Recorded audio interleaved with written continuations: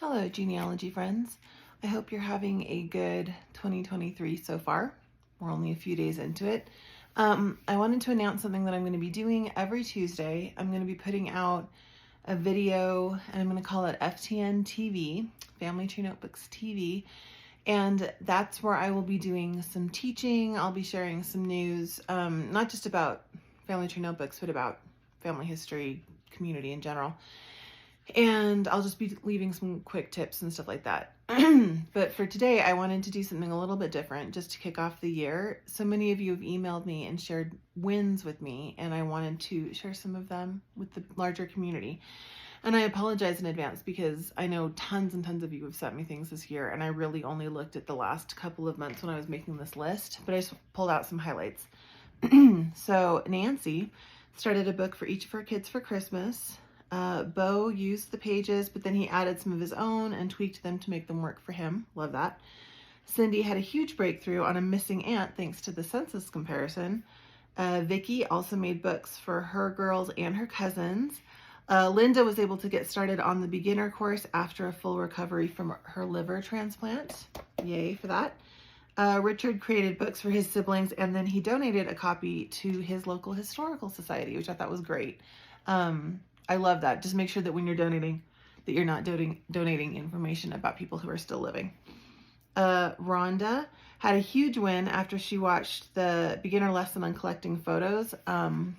She wrote to her great aunt, and her great aunt sent her a ton of photos and papers before she passed away.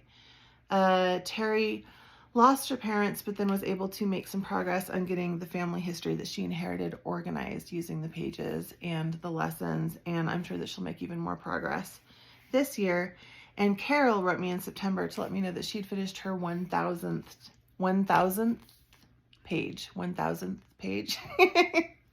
And so I'm sure, and that was September, so for all we know, Carol might be on her 2,000th page. I don't know.